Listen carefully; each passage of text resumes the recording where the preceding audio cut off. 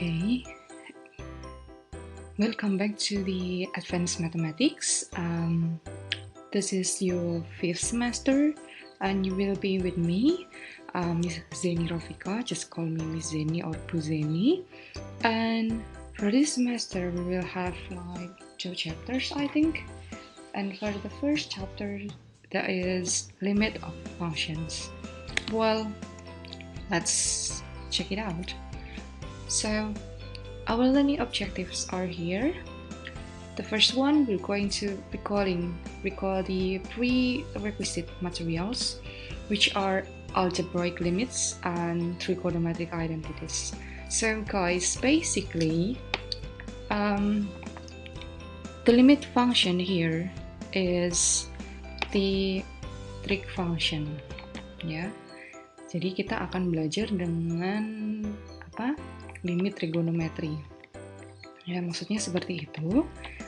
Dan untuk belajar ini kalian harus punya prasyarat. Nah, materi prasyaratnya adalah limit aljabar dan trigonometri identitas, termasuk trigonometri yang kalian pelajari di semester 3 kalau nggak salah.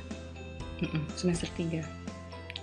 Kemudian setelah kalian mengingat materi prasyarat, now we can go to the limit for trigonometric functions, ya. Okay, next. So, do you still remember how to solve limit for algebraic functions? Yeah. Nah, I think there are 3 ways. Yeah. We have substitution method. We have factorization. We have conjugate, jadi dikalikan akar sekawan gitu ya. And the last one, you will probably use L'Hopital, ya. Nah, each method has different characteristics, ya. Jadi kalau saya pakai substitusi itu ketika apa ya? Nah, kalau faktorisasi ketika apa? Ini masih ingat ya? Nah, please use this asynchronization to reopen your materials. Also, for the next one, you have to remind yourself the identities of trigonometric and operation. Jadi kalau ini di semester 2 ya, 2 sama di semester yang ini semester 3 ya. 3 mat S ya, mat S. Yang ini mat O ya. Nah, ini diingat deh. Yang operation itu termasuk hasil jumlah, hasil kali, trigonometri ya. Nah, ini ya. So I've stated here, and please you can spare like 10 until 15 minutes to prepare your materials. You can reopen your books, your notes ya, silahkan digunakan ya. Kuncinya, if you want to be success in understanding the limit for trigonometric functions, so you have to be mastering the prerequisite materials ya. Prasyaratnya harus kuat intinya. Itu aja kuncinya. Nah, sekarang we have the basic properties. Jadi ini properti dasar. Kalau properti dasar itu artinya memang harus ada buktinya ya. Saya pakai 2 aja ini. Tapi mungkin if you open the Google or any sources, you might find more than 2 properties. Pasti ada lebih dari 1 ya, tapi ini basicnya ya. Jadi ketika limit X mendekati 0, untuk sin X per X itu pasti equals 1 ya. Dan yang kedua, kalau dia pakai tangan X per X maka equals 1 also. And here we don't have the limit for cosine function. Cuman adanya sinus sama tangan. Okay, so how do we prove those properties? Well, guys, this will be your work while asynchronous session ya. Nah, ini silahkan dikerjakan nanti. Sudah saya kasih hint. Kalau bingung nanti kita bisa bahas ya. Ini sengaja memang tidak saya jelaskan di sini. Jadi hint yang pertama, compare the area of section ABC. Jadi juring ya, masih ingat ya luas during. Ini berapa bagian ini dari lingkaran ya, X per 360 ya, dari luas lingkaran. Triangle ABC ini bukan siku-siku ya. Kalau bukan siku-siku berarti pakai luas setengah AB sin C yang kayak gitu ya. Ini juga trigonometri kan, semester 1.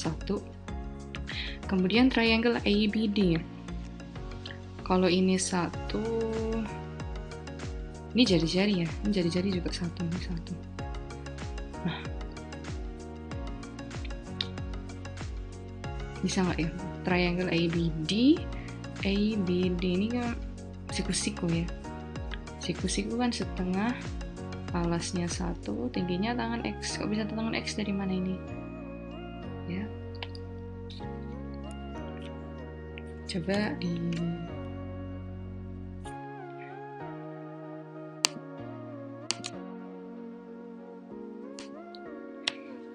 Oke, nah ini kalau masih ingat ya kenapa tangan X, tangan itu kan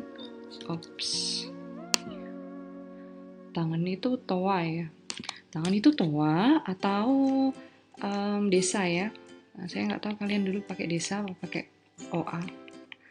Depan per samping, depannya X itu BD, berarti tangan X saya tulis BD per sampingnya AB atau 1 ya, berarti BD. Nah, sama dengan tangan X ya. Nah, gitu. Pun demikian yang ini yang C, ini katakanlah O lah ya. CO ini sin X. Kenapa? Nah, sama kayak tadi. Kok bisa itu? Kira-kira gimana? Dipikirin ya. Karena ini hypotenuse nanti mainnya dia. Okay, so once you got all those areas, now please transform it and belum compare it with inequality. Jadi dibandingin siapa yang lebih gede, siapa yang lebih kecil gitu kan. Terus transform sedemikian rupa sehingga ada bentuk sin alfa per alfa. Kalau bingung ini harusnya sin X per X ya, saya lupa. Habis itu kita draw conclusion ya, conclusion untuk limit X mendekati 0. Nah, nanti ketemu kayak gini ya. And for the next one ya, nah ini tangan X per X sama dengan 1 dibuktikan. Nah, tangan itu sin per cos ya. Nah, dicoba aja diuraikan sin per cos, dan dengan menggunakan properties number 1, you will get that limit X approaches to 0 for tangan X per X equals 1. Pasti gitu. Okay, let's practice. Just your hint is your hints are you have to master the properties method on limit for algebraic functions. Harus master ini sama master itu. Kalau belum master gimana? Ya at least you understand lah ya. Oke. Ini coba dikerjakan dulu ya. Nanti kita asinkronus terus kita bahas ini. Sudah saya hin-hinkan. Kalau belum paham, coba nanti ditanyakan ya. Ini yang pertama hinnya dimisalin y-nya 2x ya. Kalau y-nya 2x berarti x-nya, nah ini akan berubah ya. Ini kan x-nya mendekati 0. Jadi y-nya 2x. Nah, x-nya mendekati 0. Berarti berapa nih? Nah, y-nya mendekati apa ya? Terus udah ada hin yang kedua. Nah, hin yang ketiga nih multiply by the conjugate of the top. Ini akar sekawan ya, kayak akar sekawan gitu ya. Dan yang lain silakan dikerjakan. Okay, guys, thank you so much and cheer up ya, cheer up to solve these 7 problems.